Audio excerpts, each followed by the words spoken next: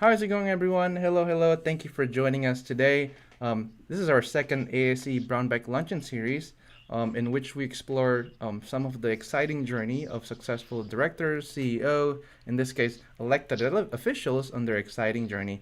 I'm your host today, William Suhaili, and joining me today is Mr. Ananth Prasad. He is the current president for the Florida Transportation Builders Association.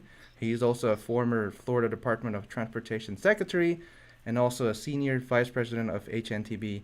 And if I would name it, he have many other positions and all the other stuff. But with that said, I would like to welcome our speaker for today. Welcome, Ananth. How is he going for you today?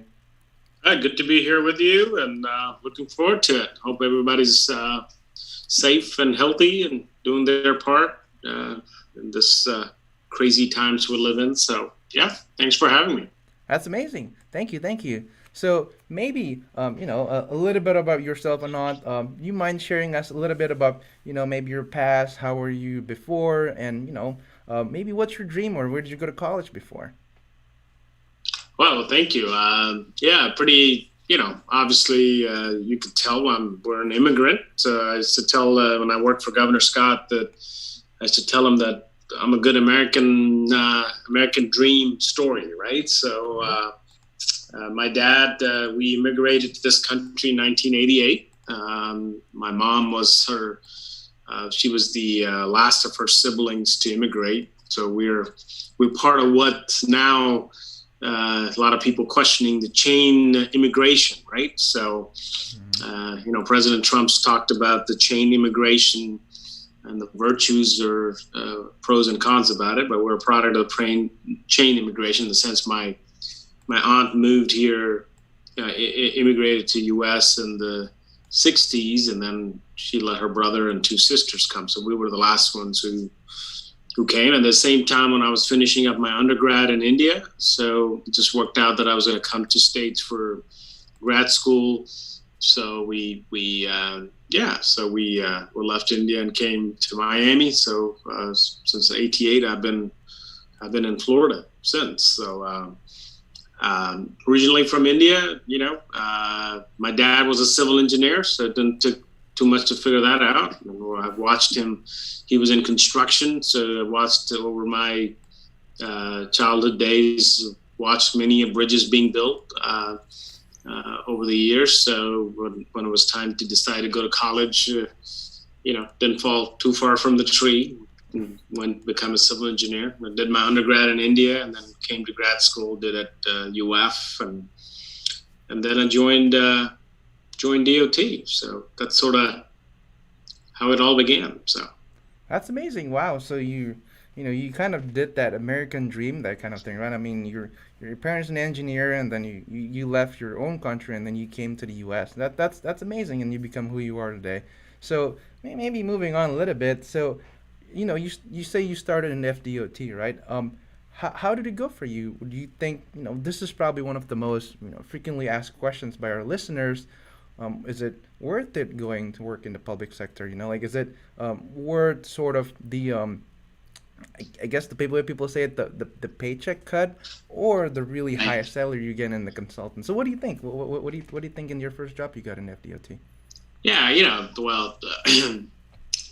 So when I graduated, it was December of '90, and as you can tell, there was an election, and then the government, and then and U.S. was going into the first Iraq War, right, in '91 or late '90, and the economy was sort of hovering. I did the regular recruiting, resume drops and all that good stuff, and got interviews with a lot of private sector companies like.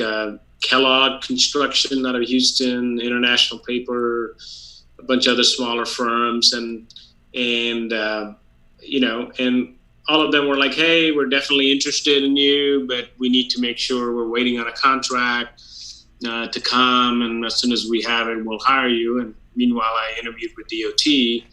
I was, obviously at Gainesville, and my first job was in Lake City, which is just north of Gainesville, district headquarters there, and I had an opportunity to interview, and they offered me the job. So, at that time, I remember my advisor at UF, Dr. Ellis, telling the point, that making the point that, hey, if a company needs a contract for them to hire you, what happens if the contract finishes, right? Versus here's DOT, you can go work for them, kind of learn, and then kind of go from there. So in retrospect, probably one of the best decisions I've made. I told a lot of folks, this is 1991 February, and started with a starting salary of $23,400. Wow. Right. So when you're leaving college and getting your first job, you're not too worried about what your paycheck is. As long as the paycheck is good, right? So Yep. Anything counts. But I tell folks that I think that was, if you're in transportation space and roads and bridges and horizontal transportation, I think DOT offers probably the best stepping stone for any young graduate. I think you get exposed to a lot of things and how things work from a client standpoint. There's not pressures of billable time, right? Like in consultants, and then that back then, you could go to a lot of training. I was lucky to work for a lot of good bosses who didn't quibble about, hey, you want to go take a course on Primavera, or you want to go take back then there was this $99 courses on how to effectively spend your time, right? How to better manage your time, or those kind of things, right? Yep. And so, and I tell folks that I think early on in your career, working for a client that affords you those broad perspectives and broad opportunities is good, because I when I was a DOT in future years as in different leadership roles, we used to talk to the PE trainees, and I used to tell PE trainees all the time the same thing: is it's not a 100-meter race, right? A career. You're going to be working for 40, 50 years, right? I'm 52, and I already have 31 years, of 30 years of experience, right? So I'm still got another, 15, 16 years to go, right? So it's a long process. So I think what DOT or working for any client, public sector client, does is it helps you understand what the client's looking for, which most consultants, that's precious. You're not bound by a lot of the metrics, in the sense that, you got to win jobs, you got to chase jobs, and, billable overtime and all that good stuff. And I'm not saying that state employees don't work hard. They work hard, but you don't have those sort of financial pressures, so to speak. And you build relationships at the end of the day. So I used to tell PE trainees all the time is that it's not, at the end of the day, you will end up in private sector. So it's not if, it's when. So you got to think about when is the right opportunity to make the jump to private sector, so that you can leverage your years of experience for the client. And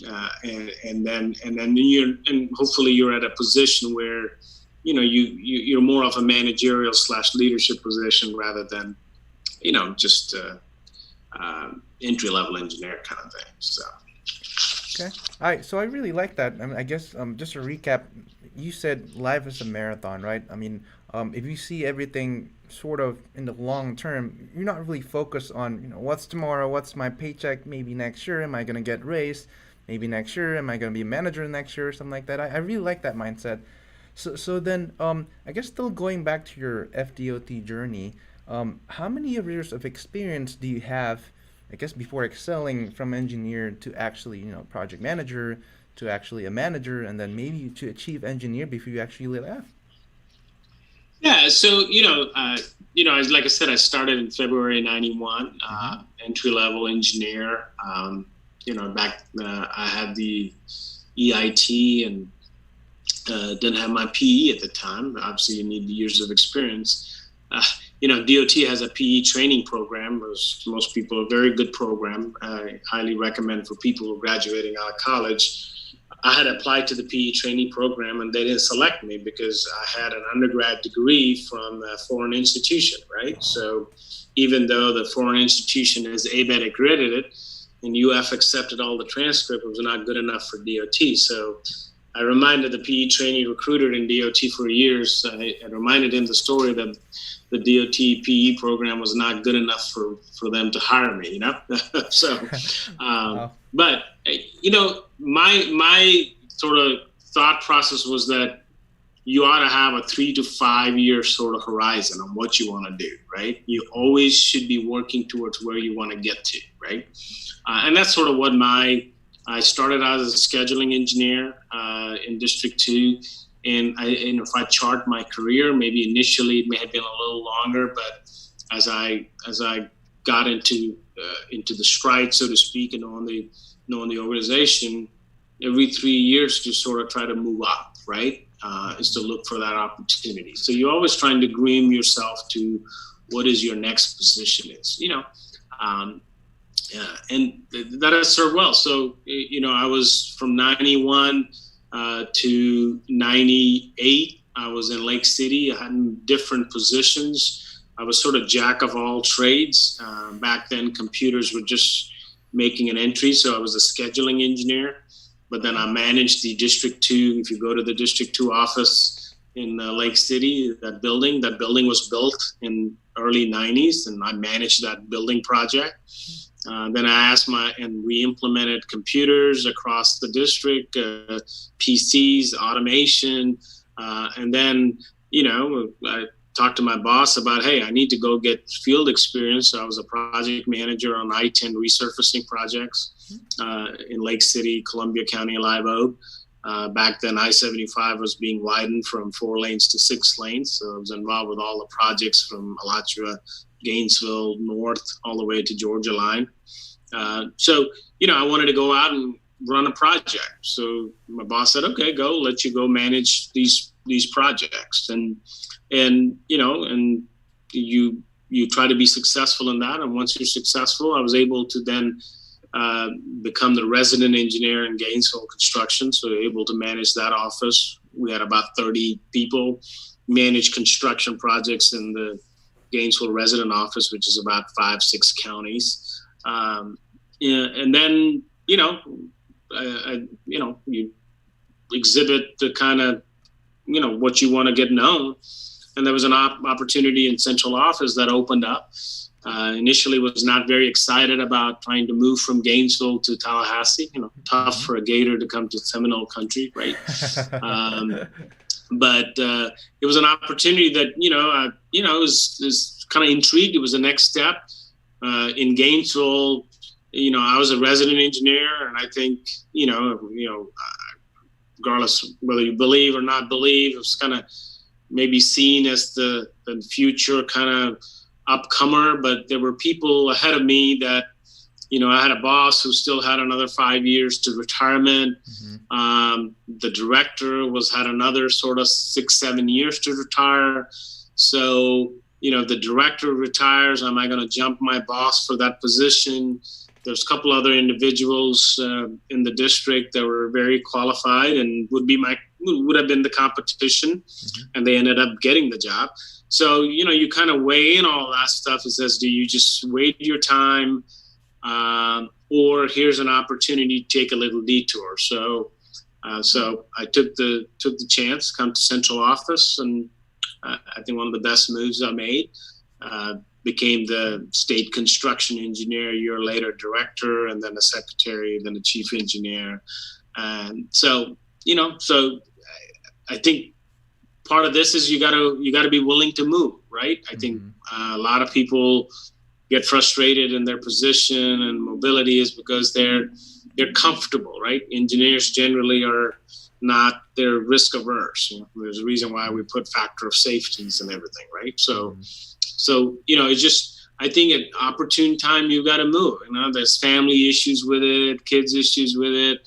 You know, when we moved, our daughter was 2 years old, 2.5, so it was easy move.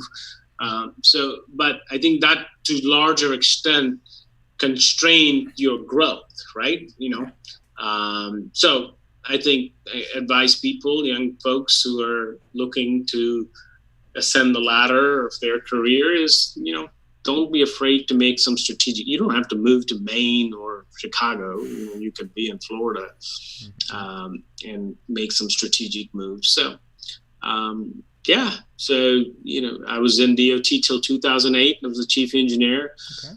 Left in 2008 for a 2-year stint with HNTB, and always had an interest of becoming the secretary. And at that time, the secretary that was there in 2008, and she felt like I would be a good candidate, and wanted me to come back to DOT, and she was going to serve only one term, and I was, and kind of help me. So again, took a leap of faith again then, in July of 2010 to come back into DOT, and worked out. So Wow. yeah. Okay. I really like that mindset, by the way.